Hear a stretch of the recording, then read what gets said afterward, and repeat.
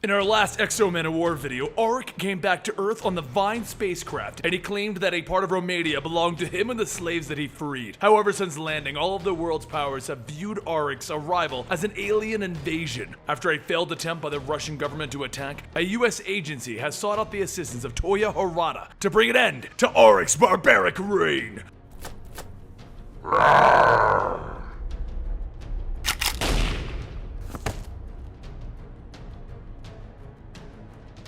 Welcome to the Complete Story series, where we take your favorite comic books, break them down into digestible bites, and I read them dramatically back to you. It's what we do here. We allow for the most epic recaps by including voiceovers, music, and sometimes sound effects. If you haven't been joining us, then you don't know what's going on, but I will link Manowar videos down below so that you can catch up in a hurry. This is technically portions of Volume 5 and the Unity storyline, where they had to fight against Auric. Since the call from Colonel Capshaw, Toya met with Galad in an attempt to speak with Auric directly, but he ended up having his arm broken by him. Toya looks at Galad's broken arm and says that it seems that meeting with the insurgent did not go as expected. Galad tells him that it actually went as expected. It just did not go well. Toya then says that he plans on taking Auric down before the Russians decide that they want to see the world on fire before getting him. So, he's been putting together something. He leads Galad to the Harbinger facility to meet with his new team, the one that he'll be sending in to attempt to capture Auric. The commander of the group begins to explain their plans of infiltration by traveling through Turkey. Galad stops him, telling him that they are fools if they think that the Russians won't pick them off before they even get to Auric. Their best course of action will be to flank from the stratosphere, stagger the attack, and keep Auric off his balance. And even if they manage to land and fight, they'll have to remember who's all around them. The Russians won't hesitate to kill them. You may be slightly confused right now, but just so you know, Auric is Manowar, an individual from a time long ago who acquired an alien supersuit much in the manner of a power suit. He went to the alien planet where he killed off all of the aliens, grabbed all of the slaves that were his people, and he came back to the world as it is today, where he discovered that his land had been taken over. Unaware of the current laws in the world, he's decided that he'll just conquer a portion of the world to use as his own, and the governments of the world are not happy with that. While Auric is a hero, it's time for the rest of the heroes to take him down. So a short while later, Toya and Galad head over to Toya's office and he asks, "What do you think?" And Galad tells him that they seem like a strong group, brave but inexperienced. Some might survive. Meanwhile, over in Romania, Ninjak sits for a bite to eat, and after insulting the waitress on their tea, he receives a call that it's time to move out. Toya offered Ninjak $10 million to be a part of his team. Even when the world was talking of nuclear options, this would have been one of the jobs that he would have done for free. Killing Auric would have been one thing, but Toya wants him captured? He tried to do that before in one of the earlier Exo storylines, but the barbarian nearly killed him. Over at Auric's camp, one of the guards calls out that a vessel is approaching. Without even saying a word, Auric looks up in the sky and he fires a blast right through Ninjak's drone. Ninjak jumps out of an aircraft as it blows up and he sneaks his way through the forest. It doesn't take long to reach the Vine spaceship that Auric stole, and luckily, Ninjak only sees one guard patrolling it. While the others all begin to search the wreckage of the downed drone, Ninjak takes down the guard and begins to make his way into the spacecraft. During the confusion, Toya sends out the Unity team to assist in the capture of Auric. However, as Ninjak watches, the team descends on the target location. Auric's suit then begins to warn him, and it easily captures two of the soldiers before they even reach the ground. As the other two manage to land, before they can even get a chance to attack, Auric fires another blast into the captain's head. His head begins to burn and smolder, and the force rips it off, launching the flaming severed head through the chest of the second soldier. While the soldiers are all decimated, Toya radios in, telling Ninjak that it seems that Auric's armor is linked to the ship, and he knows that he's there. Just as Toya tells him that he should hide, Auric crashes through the walls, punching deep into Ninjak's chest. Ninjak tries to throw a flash bomb into Auric's face, but the mask protects him, and he just grabs a hold of the secret agent. Auric asks, "Who's your master?" And then his energy sword stabs and burns into Ninjak, who doesn't answer him. Ninjak's body begins to fall to the ground, and Auric shouts, "The soldiers are dead. They may come and surrender their sword to him, or he shall take it." As the assault is stopped, Toya and Galad head out, and Galad asks what's their next move. Toya tells them that they have to call in one of the most powerful Psyots alive, Livewire.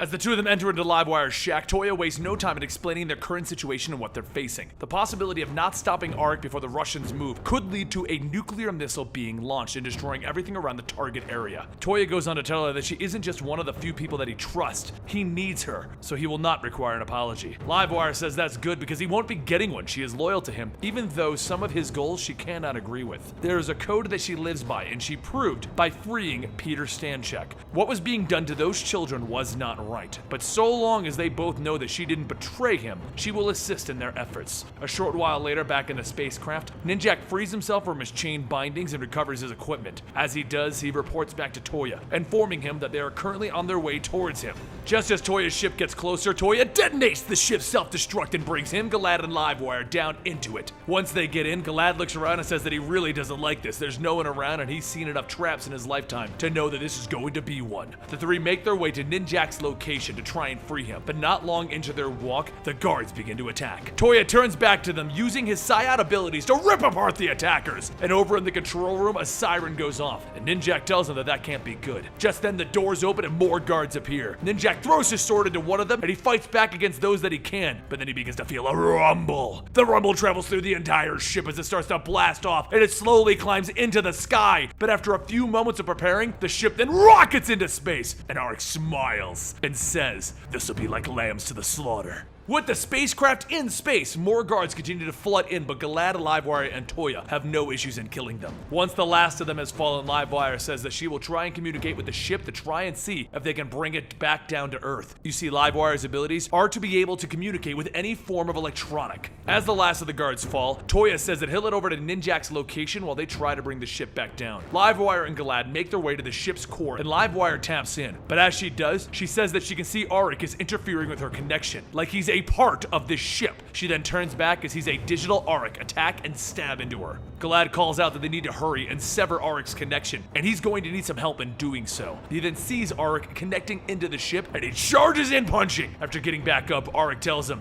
"You're a fool for even trying," and he fires a blast and narrowly missing Galad's head. Livewire continues to battle against the digital Arik while Toya and Ninjak head back to assist Galad, and as the three of them focus their attention on the real Arik inside the digital world, Livewire releases a virus that tells everyone that they will need to keep Arik busy for a while so that she can finish. Outside, Toya shields himself as Arik tries to strike down on him, and Ninjak attempts to redirect the attacks, but just as Arik turns back, Toya holds him in place. Back in the digital space, the virus starts to work itself in, cutting Arik off from the systems. And once Arik is held down, Livewire says that she found out how to sever his connection, and that's by cutting off the digital copy's head. Livewire cuts through the digital Arik, and the armor on the real Arik begins to peel off and reform onto Livewire. Once the armor is fully on her, the ship begins to fall back from space and burn in the atmosphere, and then it crashes into the ocean. It starts to sink. While the ship systems are failing, Livewire says that she can communicate with the ship, and there's an escape craft close by. Galad kneels down to Arik and he tells him to just stay down.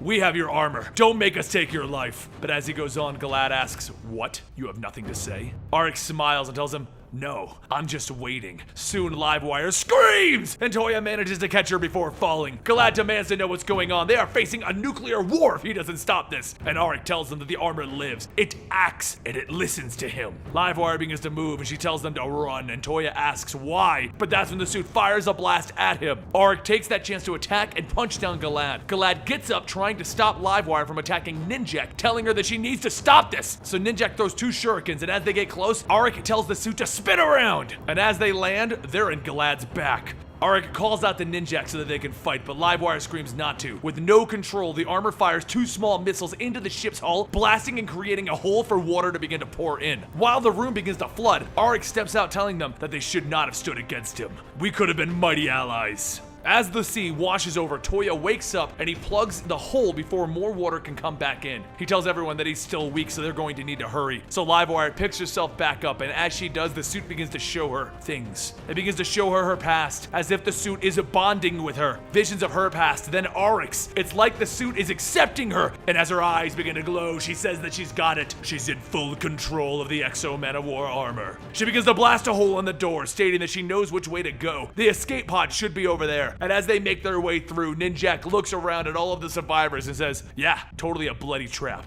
Everyone watches Arik to see what he's planning to do next, and that's when he calls for a retreat. While some of the people are escaping, the others charge into Galad and the rest of them to keep them from leaving. With the two groups once again clashing, Galad hits Arik, telling him, "Your fight is finished." The two struggle back and forth, but Galad manages to punch Arik to the ground now that he doesn't have a super suit to protect himself. The fight is ended as quickly as it has started, and Livewire says that they now have another problem. A very large problem. Everyone asks what, and without saying it, she shoots up and out of the ship. During the confusion, Arik runs over to the other survivors to escape in the pond, and Ninjak says that he's not sure what's up with Livewire, but he's pretty sure sure that the last boat out of here has been taken. Toya grits his teeth, telling them, "No, we have won, and Auric owes us for the loss of our soldiers." He then releases a psionic blast, destroying the escape pod and flooding the room. One of the men shouts that he just killed them all, and Toya tells him, "No, just you." Meanwhile, as Livewire jumps out of the water, she sees the nuke that Russia was planning to launch already in the aircraft. She heard before leaving that there was chatter over the Russian radio stating that they did launch the nuke. With this suit, Livewire can feel her abilities getting stronger, as if they are amplifying. The suit caters to its wearer, as if it's an extension to them, so it's no wonder why the suit made a sword for Auric. For her, however, she doesn't need a sword. All she needs is a few wires. And the wires that she's looking at connect into the missile, so she deactivates it. However, as Toya appears on the water's surface, she begins to think how Toya isn't saying it, but through the ship's eyes, she saw what happened, what he did to those people. She then rockets back down into the water, pulls the escape pod with the trapped survivors out, saving them along with Auric. Later, Galad, Ninjak, and Livewire all meet up with Toya in his office to discuss what they plan to do with the suit. The original plan was that once it was secure, they would give it over to the US government. However, Galad feels that no one should be in possession of such a weapon. Toya agrees, which is why he will be the one to contain it and remove it from the board. Ninjak states that he feels pretty uncomfortable with that idea, and Galad adds that the world would be against him. They would be against him. The suit slowly begins to unwrap itself from Livewire, and she hands it over to Toya, telling him that she trusts his judgment. Galad slams his fist on the table, telling Toya to remember this day. It is the tipping point. But after putting the suit into its container and locking it away, Livewire still remembers what it was like to be connected with everything. She saw Toya's encrypted files on his private servers, every email that he's ever sent. So with the information that she has now seen of Toya's behind-the-scenes villainy, Livewire and the rest have learned that Toya cannot be trusted with that armor. It's time for her, Ninjak, and Galad to get it back. After the suit was taken away, Galad headed off to Toya's office to tell him that he needs to speak with him regarding the current situation. While Toya focuses on several other things, he tells Galad to go on. It's just hard to keep his mind on one thing at once. Meanwhile, in the containment room, the Psyont Anchor begins to watch over the suit, and while he does, Ninjak sneaks down to try and grab it. He pulls out his sword, and over the radio, Livewire tells him not to kill Anchor. As Ninjak's sword shatters when he attempts to stab Anchor's head, he tells her, affirmative, that won't be a problem. Anchor swings back, throwing Ninjak against a wall, so he jumps up, reaching out for the armor, and Anchor tells him that if he tries, he will die. Back in Toya's office, he stops for a moment and tells Galad that they think that they were clever, but he has just proven himself expendable, and he flies out crashing through the walls. Over in the containment room, Anchor pins Ninjak to the ground, and then after a few flicks of his wrist, he releases a gas, stunning Anchor. Toya lands just outside of the containment room and pulls the armor from Ninjak's hands, but as it flies towards him, Livewire jumps in its path, covering herself with it. Toya tries to attack, but Galad grabs Toya from behind, kicking him in the back. Galad sees Toya try to turn and control him, but Galad pulls out his gun and aims it at his own head. Ninjak throws his shuriken just as Galad is going to pull the trigger, killing himself, causing him to miss and stab into Toya. Toya yells out in pain, and he thrusts the sword back out, using the hilt to hit Ninjak. Toya picks himself back up, and he begins to strangle Ninjak, but from the ground, Livewire shoots up, grabbing Toya. The two of them blast off into the sky, and Livewire says that she's seen every email that he has ever written, all of his corrupt plans, and how he let the innocent Visigoths drown in the ocean. With the air thinning, Toya starts to lose consciousness, and Livewire tells him this. This is where we say goodbye, and she releases his lifeless body. As she heads back down to the ground, Ninjak asks if she killed him, and she says no. His body puts up a protective barrier whenever he's unconscious. She then holds up a picture of Auric, as he's being held in a containment camp because this armor was never theirs. So why make an enemy when they could have a stronger ally? Over in the Sigma Camp Detention Center, Auric sits with the other Visigoth survivors from the escape pod trying to call back the armor. But while he does, Volo and Sana ask what they're going to do. He says that he's not sure, but he can feel the armor wanting to return to him. Volo then hands over a rock, stating that it's hard to make sharp, so he will need to press hard for it to cut. Some of the detention guards come out shouting for Auric, but as Volo tells them that if they want him, they're gonna have to go through them, Auric tells them to stop. They brought them here for a reason, and it is time to learn what that reason is. They bring him to an interrogation room where Colonel Capshaw walks in, stating that she trusts the conditions here are palatable, best they could do on such a short notice. Auric asks why is he here, and Capshaw holds up photos telling him that he landed a spaceship in Romania, turned downtown into a farm, and killed a bunch of Russian infantry before destroying a ballistic missile sub. And he thinks that she's the reason he's locked up? She's the reason that he is still breathing. He's the reason that he's here. Auric goes on stating that he did what he has done because he was promised asylum. So he did what a king of his people would do. But under the table, Auric takes the rock given to him by Volo to the edge between the cuffs. While him and Capshaw continue talking, one of the guards notices blood dripping and shouts that he has a knife. They quickly jump and restrain him, and Capshaw picks up the rock, stating that she's impressed that he would go that far. He shouts that they have no idea what he can do. The armor is not something that he wore, it was a part of him. His hands begin to charge and shine, and Capshaw tells the guards to sedate him. One of the guards cracks Auric in the back of the head, causing him to fall, and Capshaw tells them to hand him over to medical for tests. A short while later, Auric lays on a table knocked out while Capshaw and the doctor examine his arm. Capshaw asks what exactly are they looking at, an extraterrestrial prosthetic? And the doctor looks at her, telling her honestly he has no clue. What she's asking to know is simply something that they don't know the answer to. She tells him fine, stop the gas feed into the room and wake him up. She'll ask him herself. The vents in the containment room begin to turn on, and Auric's eyes begin to spring open. As he gets up, he sees Capshaw walk in holding a gun, and he tells her that he's set with her as a king, and this is how she repays him. She says that there was a mistake made on both sides, but look, she will put down her weapon. He can kill her if he'd like, or they can talk about what America can do for him. Now, this was a crossover episode involving X-O Manowar Volume 5 and the Unity storyline, where everyone just battled it out. And I loved it, and I thought it was amazing, but now it's time to move on with the X-O Manowar storylines of Volume 6. So I hope you guys enjoy. We'll be bringing you more Valiant next week.